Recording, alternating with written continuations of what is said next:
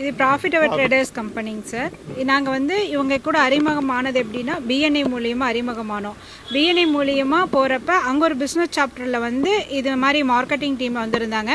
அவங்க மூலியமாக எங்களுக்கு இன்ட்ரோ கிடைச்சிது. அதுக்கப்புறம் ட்ரேடிங் கிளாஸ் அட்டன் பண்ணுங்க அப்படின்னு சொல்லிட்டு வராகி மகாலில் அந்த மண்டபத்தில் வந்து வரலட்சுமி மகாலில் வந்து பண்ணினாங்க.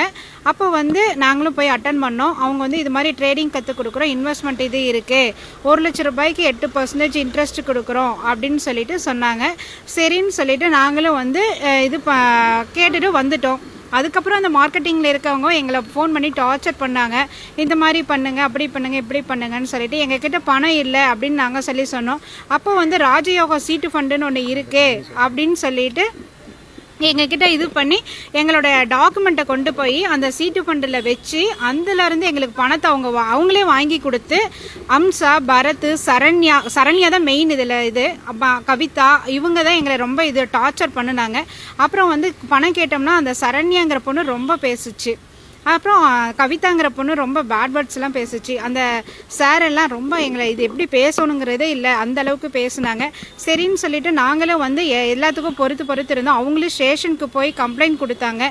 கம்ப்ளைண்ட் கொடுக்குறப்ப மறுபடியும் நாங்கள் போனோம். கம்ப்ளைண்ட்டில் அவங்களே லெட்டர் ஒன்று எழுதி கொடுத்தாங்க. எழுதி கொடுத்துட்டு மறுபடியும் இத்தனை நாளுக்குள்ளே கொடுக்குறேன் நாங்கள் மறுபடியும் அவங்க கொடுக்கல. அதுக்கப்புறம் மறுபடியும் வந்து நாங்கள் போலீஸ் வந்து இன்னொரு டைம் கொடுக்கலாம் அப்படின்னு சொல்லி சொன்னாங்க. சரின்னு சொல்லி டைம் கொடுத்து செக்கு கொடுத்தாங்க. அந்த செக்கும் பவுன்ஸ் ஆகி ஒவ்வொரு டைமும் பவுன்ஸ் ஆயிருச்சு. அதுக்கப்புறம் தான் எங்களுக்கு என்ன பண்ணுறதுன்னு தெரியல. அதுக்கப்புறம் தான் எங்கள் வீட்டுக்கு வந்தோம். இன்றைக்கி அவங்களே போலீஸ்க்கு கம்ப்ளைண்ட் கொடுத்து போலீஸ் வந்தாங்க. அவங்க போலீஸ் வந்துட்டு நீங்கள் என்னென்னு பேசிட்டு ஸ்டேஷனுக்கு வாங்க அப்படின்னு சொல்லிட்டு அனுப்பிச்சிட்டாங்க.